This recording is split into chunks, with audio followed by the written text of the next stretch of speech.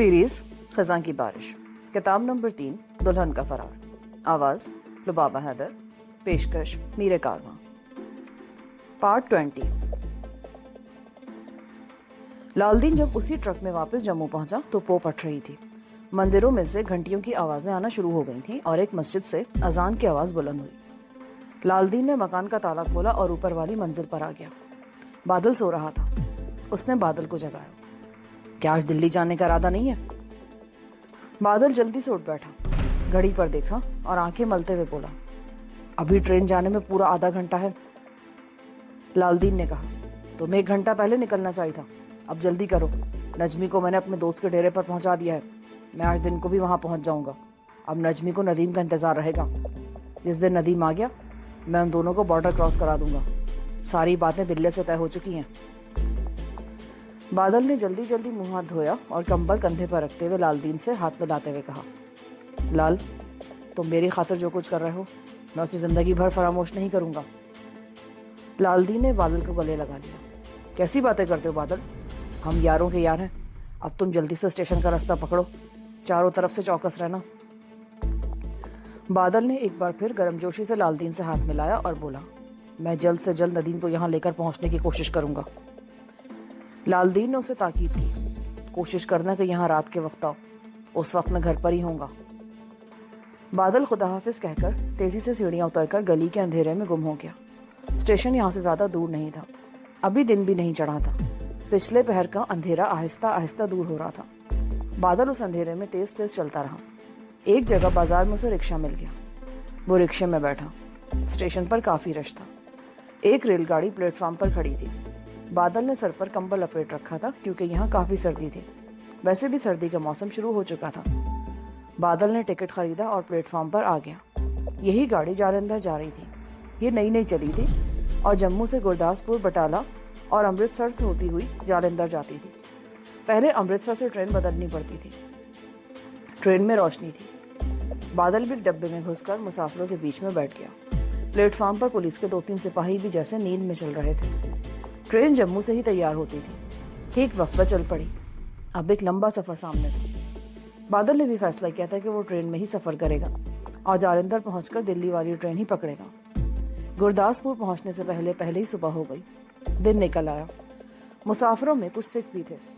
बादल ने बारी बारी सब मुसाफिरों का जायजा लिया। उसके अंदाजे के मुताबिक उनमें खुफिया पुलिस का कोई आदमी नहीं था। ट्रेन अमृतसर की तरफ चली जा रही थी। दूसरी तरफ नजमी भी सुबह हुई तो उठ बैठी। उसकी कोठरी में रोशनदान से धूप आ रही थी। वही दरमियाने कद का गठे हुए जिस्म वाला आदमी दरवाजे पर आकर बोला, बीबी, दिन चढ़ाया है, मैं चाय लाया हूँ। लालदीन अभी तक नहीं पहुंचा था। उसकी वजह यह थी कि जब बादल को स्टेशन की तरफ रवाना करने के बाद वो चारपाई पर यूं ही कमर सीधी करने की खातिर लेटा तो उसकी आंख लग गई और वो ऐसा सोया कि जब आंख खुली तो दिन निकल आया था। फौरन उठकर मुंह हाथ धोया और टैक्सी पकड़कर बिल्ले की हवेली की तरफ रवाना हो गया। अब वो टैक्सी को हवेली तक नहीं ला सकता था। मजबूरन उसने टैक्सी पहाड़ियों वाली कच्ची सड़क पर ही छोड़ दी और वहां से पैदल चल पड़ा। नजमी ने पूछा, लाल चाचा कहाँ हैं? बाहर से जवाब आया, वो अभी तक नहीं पहुंचा। तुम चाय पी लो, कोई बात हो गई होगी, आता ही होगा। नजमी ने दरवाजा खोला और चाय की प्याली पकड़ी। वो आए तो मुझे खबर कर देना। वो आदमी चला गया। नजमी चारपाई पर बैठे चाय पीते हुए सोचने लगी कि कहीं कोई नाखुशगवार हादसा तो नहीं हो गया। कहीं ऐसा तो नहीं कि पुलिस ने छापा मारकर बादल और लालदीन दोनों को पकड़ लिया हो। नजमी खामोशी से चाय पीती रही। अब ये छापे और गिरफ्तारियां उसके लिए मामूली बात बनकर रह गई थी। अभी उसने चाय खत्म की ही थी कि लालदीन भी आ गया। थकावट से उसका बुरा हाल हो रहा था। कम से कम 6 मील पहाड़ी रास्तों पर पैदल चलना पड़ा था। आते ही वो चारपाई पर गिर गया। सारी बात नजमी को सुनाई तो वो हंस पड़ी। चाचा, तुम थके हुए थे, नींद आ गई। बादल तो चला गया है ना? उसको खुदा हाफिज कहकर ही तो मैं जरा कमर सीधी करने लेटा था कि बेहोश होकर सो गया। लालदीन ने नजमी को वहीं बैठे रहने की तलकीन की और खुद उठकर हवेली में चला गया। उसे पता चला कि बिल्ला बॉर्डर के किसी गांव में गया हुआ है, बस आने ही वाला होगा। लालदीन ने मुंह हाथ धोकर चाय पी और नजमी की कोठरी में आ गया। बिल्ला रात का बाहर गया हुआ है, अभी आने वाला है। मैं तुम्हारी उससे मुलाकात करवा कर ही जाऊंगा। लाल चाचा, मुझे यहाँ कितने दिन रहना पड़ेगा? بھائی یہ تو بادل کے آنے پر منحصر ہے. اگر وہ کل آ جاتا ہے تو میں بلے سے کہہ کر پرسوں رات کو تمہیں بارڈر کراس کروا دوں گا. میرے پاس کوئی اسلحہ نہیں ہے یہاں. ارے اسلحے کی تجھے یہاں کیا ضرورت؟ تو میرے دوستوں کی حویلی میں بیٹھی ہے. ان لوگوں کے پاس تیری حفاظت کرنے کے واسطے بے پناہ اسلحہ ہے. باہر جیپ کی آواز آئی. لال دین اٹھتے ہوئے بولا, بلا آ گیا, میں بھی اسے یہاں لے آتا ہوں. لال دین جلدی سے باہر نکل گیا. نجمی دروازہ بند کر کے چارپائی پر بیٹھ گئی. چند لمحوں کے بعد بھاری جوتوں کی آواز قریب آئی. پھر دروازے پر لال دین نے دستک دیتے ہوئے کہا, نجمی دروازہ کھولو بیٹی. نجمی نے دروازہ کھولا اور چارپائی کے قریب آ کر کھڑی ہو گئی. کوٹری میں لال دین کے ساتھ ایک اونچے قد کا چوڑا چکلا مگر ذرا پکی عمر کا سرخ و سفید آدمی داخل ہوا. اس کے کاندھے سے اسٹین گن لٹک رہی تھی. کمر میں میگزین کی پٹی بندھی ہوئی تھی. سر پر نیلا رومال رکھا تھا. چھوٹی چھوٹی نوکیلی مونچھیں تھی. اس نے نجمی کی طرف اپنی ہلکی ہلکی نیلی آنکھوں سے گھور کر دیکھا. یہاں تمہیں کسی قسم کی کوئی تکلیف نہیں ہوگی, آرام سے رہو. یہ کہہ کر وہ کوٹری سے نکل گیا. لال دین بھی اس کے ساتھ ہی چلا گیا. نجمی کو یہ اسمگلر بڑا عجیب سا لگا. اس کی شخصیت دیکھ کر نجمی نے کم از کم یہ اندازہ ضرور لگا لیا تھا کہ وہ دلیر آدمی ہے اور اسے اور ندیم کو بارڈر کراس کرا دے گا. اسمگلر عام طور پر کمزور ہوتے ہیں, لیکن یہ آدمی اسمگلر سے زیادہ ڈاکو لگتا تھا. تھوڑی دیر بعد لال دین آ گیا. بلے سے ایک بار پھر ساری بات ہو گئی ہے. وہ کہتا ہے اگرچہ بارڈر پر حالات تشویشناک ہے مگر میں ان دونوں کو کسی نہ کسی طرح بارڈر کراس کرا ہی دوں گا. کیا تم نے اسے میرے بارے میں سب کچھ بتا دیا؟ سب کچھ تو نہیں بتایا. ہاں اتنا ضرور بتا دیا ہے کہ تم ایک دلیر عورت ہو. ندیم سے بیاہ کرنا چاہتی ہو پاکستان جا کر. تم دونوں ایک دوسرے سے بہت محبت کرتے ہو اور ندیم صرف تمہیں لینے بارڈر کراس کر کے یہاں آیا تھا. باقی اگر بلے کو اپنے مخبروں کی زبانی کچھ علم ہو گیا ہو تو میں کچھ کہہ نہیں سکتا, کیونکہ یہاں ایسا کوئی آدمی نہیں آ سکتا جس کے بارے میں بلے کو خود سب کچھ معلوم نہ ہو یا اسے اس کے مخبروں نے بتا نہ دیا ہو. چاچا تمہارا کیا خیال ہے, ندیم دلی میں ہی ہوگا؟ بھائی ہمیں تو یہی اطلاع ملی تھی کہ وہ دلی میں ہے اور خواجہ نظام الدین اولیاء کی درگاہ کے آس پاس ہی کسی جگہ پر چھپا ہوا ہے. اسے یہاں نہیں آنا چاہیے تھا. اب خدا کرے کہ وہ وہیں پر ہو اور بادل کو مل جائے. بادل بڑا کائیں اور تجربے کار آدمی ہے. وہ ندیم کو زمین کے اندر سے بھی کھینچ لائے گا. ویسے اس کا جیل سے بچ نکلنا ایک معجزہ ہی ہے. اگر تم اس کی مدد نہ کرتی نا تو اسے پھانسی کے تختے سے دنیا کی کوئی طاقت نہیں بچا سکتی تھی. خدا کو یہی منظور تھا. میں نے اس پر کوئی احسان نہیں کیا. بادل نے میرے لیے بڑی بڑی قربانیاں دی ہیں. میرا خیال ہے کہ وہ جالندر تو پہنچ ہی گیا ہوگا. لال دین نے گھڑی دیکھی. میرے اندازے کے مطابق تو وہ اس وقت فرنٹیئر میل میں بیٹھا دلی جا رہا ہوگا. بادل فرنٹیئر میل کے سیکنڈ کلاس کے ڈبے کے برتھ پر منہ کھڑکیوں کی طرف کیے لیٹا تھا اور نیم کھلی آنکھوں سے نیچے بیٹھے مسافروں کو دیکھ رہا تھا. ان میں 2 سکھ, ایک ہندو اور 2 سادھو قسم کے لوگ تھے. یہ سادھو ایسے تھے جو انگریزی فر بولتے تھے اور امیر لوگوں کو اپنی باتوں سے گرویدہ کر کے انہیں اپنا مرید بنا لیتے تھے اور پھر ان سے دولت بٹورتے تھے اور عیش و آرام کی زندگی بسر کرتے تھے. بادل نے بڑے غور سے اور تجزیاتی انداز میں دیکھ کر اندازہ لگا لیا تھا کہ ان میں خفیہ کا کوئی آدمی نہیں تھا. بادل نے اتنی احتیاط کی کہ راستے میں بہت کم کسی اسٹیشن سے اترا. جس وقت ٹرین دلی کے وسیع اور عریض ریلوے یارڈ میں سے گزرتی ہوئی پلیٹ فارم پر جا کر رکی تو شام ہو چکی تھی. بادل کے لیے یہ وقت بڑا موزوں تھا. دلی بادل کے لیے کوئی اجنبی شہر نہیں تھا. اس شہر کی گلی کوچوں اور نئی آبادیوں کی سڑکوں اور مارکیٹوں سے وہ خوب واقف تھا.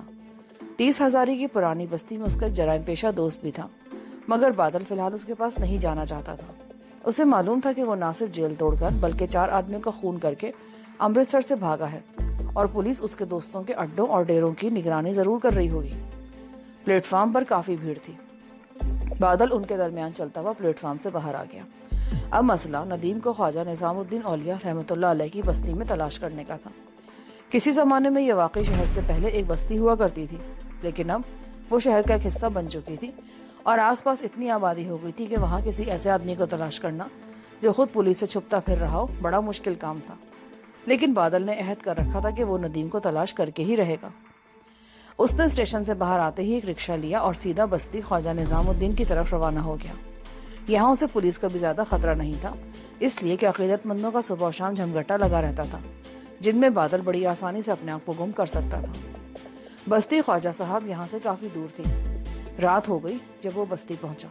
دور سے ہی اسے درگاہ شریف کی طرف سے قوالی کی روح پرور آواز سنائی دی. फिजा में गुलाब और इत्रियात की खुशबू फैली हुई थी।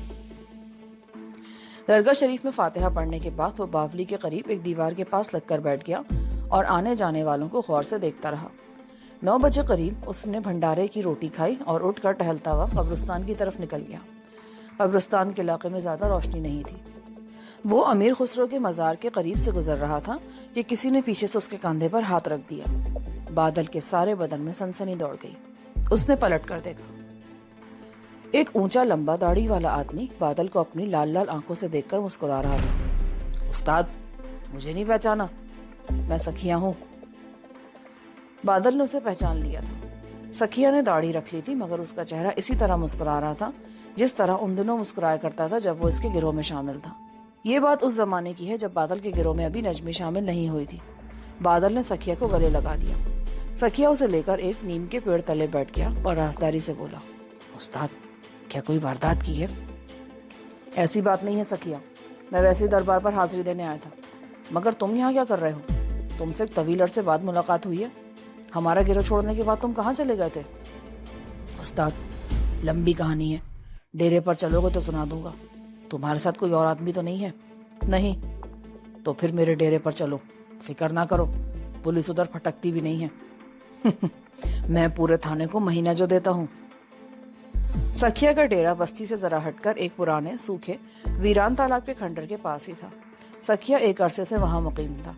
उसने चंद लड़के रख छोड़े थे जो शहर में घूम फिरकर लोगों की जेबें काटते थे और सारा माल लाकर सखिया के हवाले करते थे। सूखे तालाब के पीछे 2 कोठरियां बनी हुई थी जिनके आगे कुशादा सहन था। एक कोठरी के बाहर बल्ब रोशन था। बरामदे में 2 चारपाइयां बिछी हुई थी और 2 लड़के कामकाज में लगे थे। सखिया बादल को अपनी कोठरी में ले गया।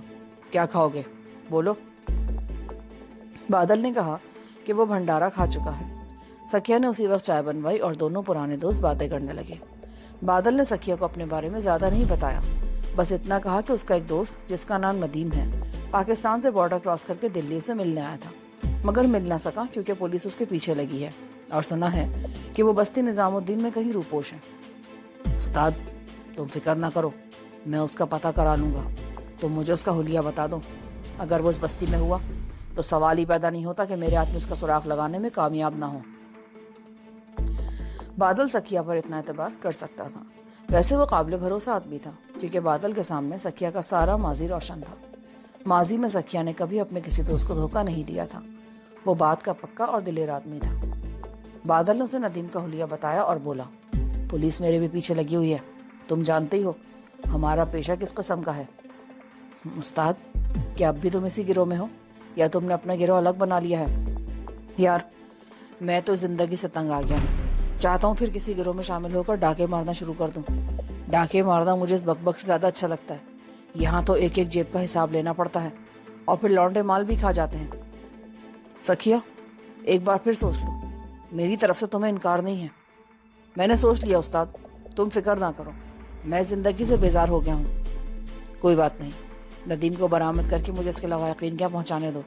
वापसी पर मैं तुम्हें अपने साथ लेता चलूंगा। सखिया ने बादल के हाथ पर हाथ मार के कहा, वादा रहा? वादा?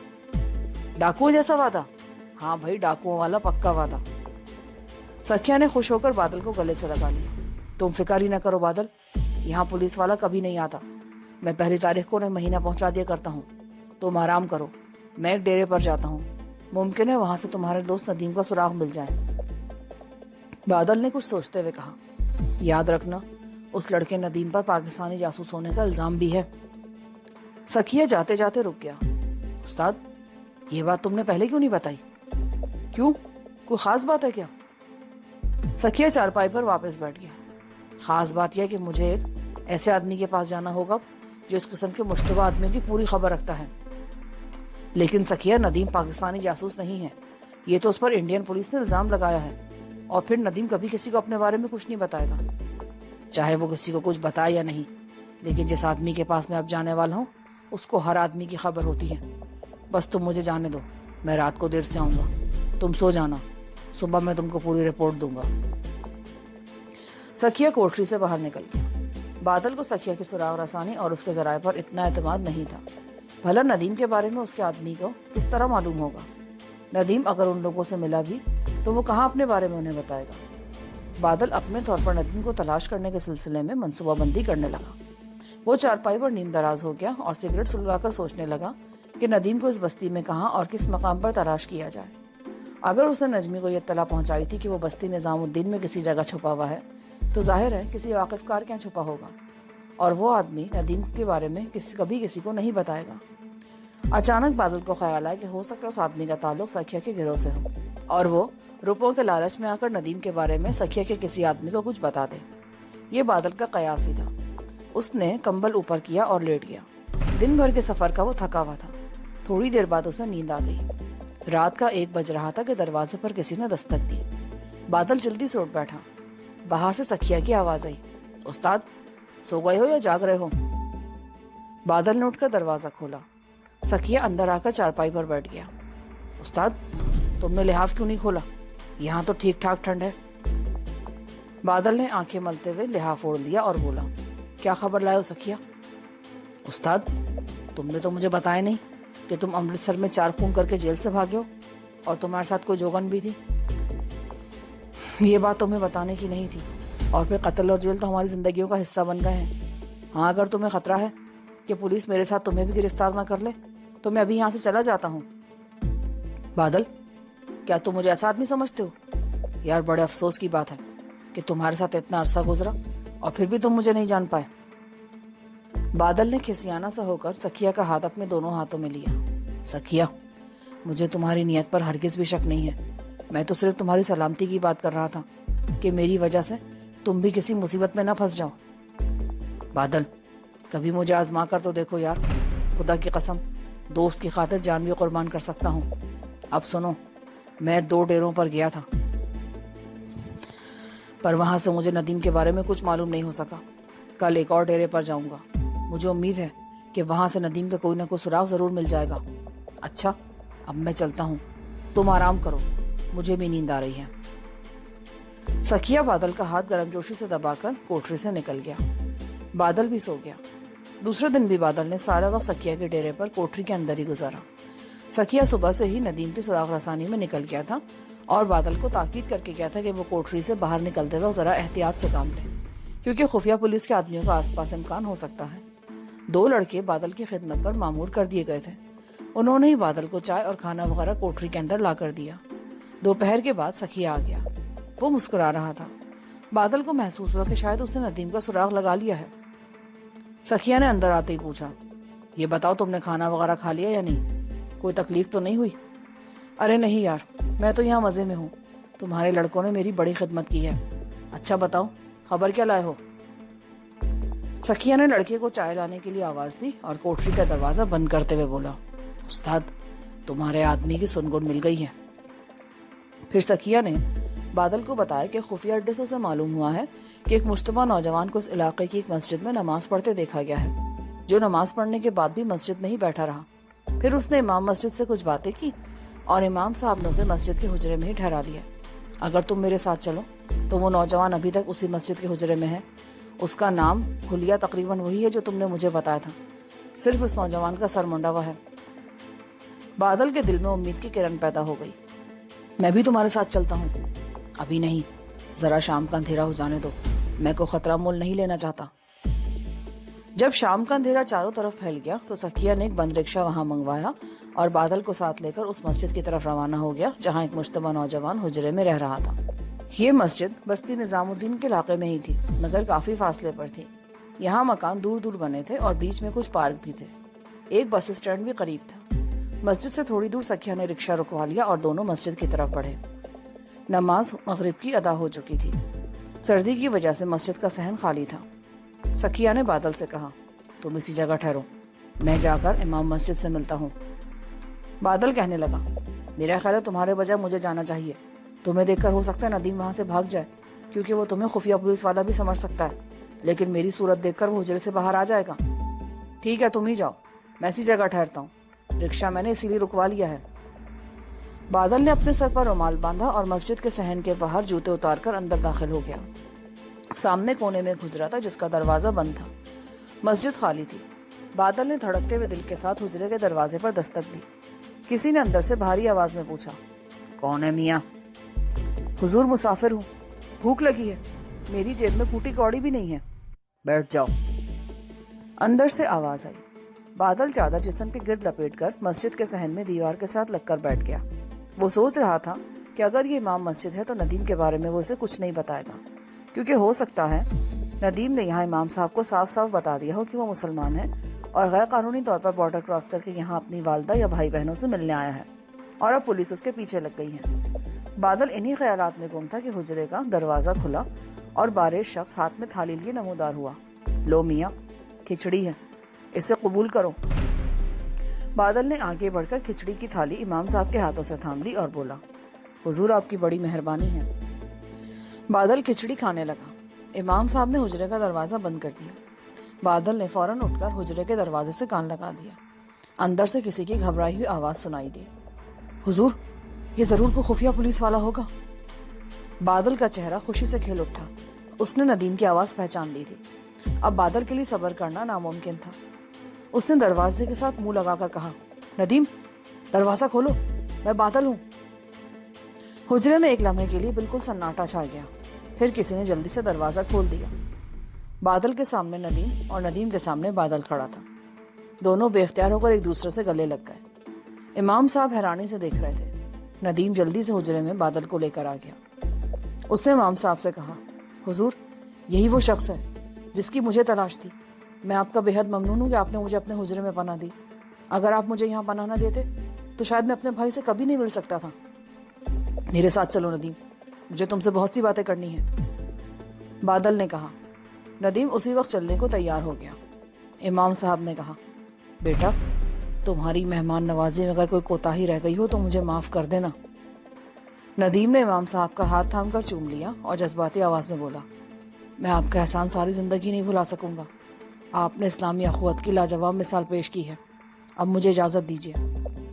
इमाम साहब ने नदीम को गले लगाकर दुआ दी। वो दोनों सलाम करके बाहर आ गए। बाहर आती नदीम ने पूछा, हम यहाँ महफूज है ना बादल भाई? बिल्कुल, मैं तुम्हें अपने दोस्त से मिलवाता हूँ। बादल ने नदीम का सखिया से तारुफ कराया। अगर मेरा यार सखिया मेरी मदद न करता तो शायद मैं कभी तुम तक नहीं पहुंच पाता। नदीम ने सखिया का भी शुक्रिया अदा किया और रिक्शे में बैठकर ये लोग सखिया के डेरे की तरफ रवाना हो गए। डेरे पर आकर सबने मिलकर खाना खाया। फिर सखिया चाय बनवाने बाहर चल दिया। बादल नदीम से बोला, तुमने पाकिस्तान से इंडिया आने की गलती क्यों की? सिर्फ नजमी के लिए मैंने ऐसा किया, उसके बगैर अब मेरा दिल नहीं लगता। ये बताओ कहाँ है वो? खैरियत से तो है ना? नाराज है तुमसे? जब तुम इस मुसीबत से निकल चुके थे तो फिर दोबारा यहाँ क्यों आ गए? मैं मजबूर हूँ बादल भाई। नजमी का मैंने लाहौर में बड़ा इंतजार किया। जब उसकी जुदाई बर्दाश्त ना कर सका तो बॉर्डर क्रॉस करके यहाँ आ गया। बॉर्डर पर मैं मरते मरते बचा। वहां महसूस हुआ कि दोनों तरफ सिक्योरिटी कितनी सख्त हो गई है। नजमी खुश तो है ना? बादल ने उसे बताया कि नजमी बिल्कुल खैरियत से है और शुमाली इलाके की सरहदी पहाड़ियों में उसका इंतजार कर रही है ताकि दोनों मिलकर इंडिया का बॉर्डर क्रॉस करें। नदीम ने किसी कदर तशवीश के साथ बादल से कहा, बादल भैया क्या उस इलाके से बॉर्डर क्रॉस कर सकेंगे हम? जहां तक मैंने अंदाजा लगाया है इस वक्त बॉर्डर क्रॉस करना अपनी मौत को दावत देने के बराबर है। क्या हम कुछ अर्से रूपोश नहीं रह सकते? नजमी नहीं मानेगी। वैसे भी जो आदमी तुम दोनों को बॉर्डर क्रॉस कराएगा, एक तो वो बड़े एतमाद वाला आदमी है, दूसरों से बॉर्डर की एक एक इंच जमीन का पता है। जम्मू कश्मीर के पहाड़ी इलाकों में वो ऐसी कई खुफिया जगहों को जानता है जहां से उसके आदमी बॉर्डर क्रॉस करते ही रहते हैं। सखिया भी चाय लेकर वहां आ गया। अब बादल ने उससे कहा कि वो नदीम को लेकर जम्मू जाना चाहता है जहां से उसे बॉर्डर क्रॉस करवाकर पाकिस्तान भेजा जाएगा। सखिया बोला, ये तो बड़ा लंबा फासला है, कब जाना चाहते हो तुम? बादल ने कहा, मैं तो कल सुबह ही रवाना हो जाना चाहता हूँ। वैसे तो मैं नदीम को लेकर जा सकता हूँ, मगर सूरत हाल पेचीदा हो गई है, इसलिए मैंने तुमसे मदद मांगी है कि हो सकता है तुमको ऐसा बंदोबस्त कर सको कि हमें ज्यादा परेशानी ना उठानी पड़े और खतरा भी कम हो जाए। क्या तुम कुछ कर सकते हो? एक बात हो सकती है। वो क्या? मेरा एक दोस्त चरस और कोकेन जम्मू कश्मीर स्मगल करता है। वैसे तो वो फलों का कारोबार करता है, कश्मीर के सेब वगैरह कलकत्ते ले जाता है और कलकत्ते से नारियल और अनानास जम्मू कश्मीर ले जाता है, लेकिन असल में वो नारियलों में चरस और कोकेन भर कर ले जाता है। वो खुद तो नहीं, लेकिन उसका खास आदमी अपनी निगरानी में ये मंशियात जम्मू ट्रक में पहुंचाता है। उसका ट्रक परसों आने वाला है, तुम दोनों उसमें बैठकर चले जाना। मेरा ख्याल है इससे बेहतर इंतजाम तुम्हारा कोई और नहीं हो सकता। بادل ویسے تو خوش ہو گیا لیکن اس نے پوچھ لیا, اگر راستے میں چیکنگ ہو گئی تو ہم ضرور پولیس کے ہتھے چڑھ جائیں گے. سکھیا ہنستے ہوئے بولا, استاد اتنا عرصہ ہو گیا تم اپنا گروہ چلاتے ہوئے اور ابھی تک تم کو یہ نہیں معلوم کہ ایسا سارا بندوبست کرنے کے بعد ہی ہم اپنے گھر سے نکلتے ہیں. یہ کوئی ناڑی نہیں ہے, یہاں سے لے کر جموں تک میرے دوست نے سب پولیس والوں کا بھتہ مقرر کر رکھا ہے. ارے ان کے ٹرک کی طرف تو کوئی آنکھ اٹھا کر بھی نہیں دیکھتا. ندیم بولا, بادل بھیا تب ہمارے لیے یہی بہتر رہے گا. سکھیا نے کہا, یہی تو میں بھی کہہ رہا ہوں. پرسوں ٹرک یہاں پہنچ جائے گا, ٹرک اڈے پر کھڑا ہوتا ہے, میں خود جا کر بوگن سے بات کر لوں گا. یہ بوگن میرے دوست کا خاص اور پراعتماد آدمی ہے. اس روٹ پر اسمگلنگ کا سارا کام وہی کرتا ہے. یہ جو چرس اور کوکین ہے نا, یہ میرے دوست کو برما کے بارڈر سے اسمگل ہو کر ملتی ہے. بہرحال تم ایک دن اور یہاں ٹھہر جاؤ. بادل اور ندیم کو سکھیا کی یہ اسکیم پسند آئی. اب انہوں نے کلکتے سے آنے والے ٹرک کا انتظار شروع کر دیا. دونوں سکھیا کے مکان میں چھپے رہے. رات کو بھی باہر نہیں نکلتے تھے کہ کسی کو کانوں کان خبر نہ ہو جائے کہ وہ کون ہے اور کہاں جا رہے ہیں. آخر وہ دن بھی آ گیا جس روز کلکتے سے ٹرک آنا تھا. سکھیا شام کے وقت ٹرکوں کے اڈے پر پہنچا. بوگن کا ٹرک آ چکا تھا اور ایک طرف کھڑا تھا. بوگن دکان کے باہر لکڑی کے بینچ پر بیٹھا چائے پی رہا تھا. سکھیا کو آتے دیکھ کر بولا, دادا چائے پی کر میں تمہاری طرف ہی آنے والا تھا. سکھیا اس کے پاس اسٹول پر بیٹھ گیا. 2 امانتیں جموں پہنچانی ہیں. امانتیں سوکھی ہیں یا تر؟ 2 آدمی ہیں, پولیس کو ڈکیتی میں مطلوب ہیں, میرے دوست ہیں, انہیں جموں کشمیر روڈ تک پہنچنا ہے. بوگن کو معلوم تھا کہ سکھیا اس کے مالک کا گہرا دوست ہے اور سکھیا کے اس کے مالک پر احسانات بھی ہیں. ویسے وہ خود بھی سکھیا سے کئی کام کروا چکا تھا. دادا کوئی بات ہی نہیں ہے تو اپنی امانتیں لے آنا, منہ اندھیرے میں نکل جاؤں گا. سکھیا خاموشی سے اٹھ کر چلا گیا.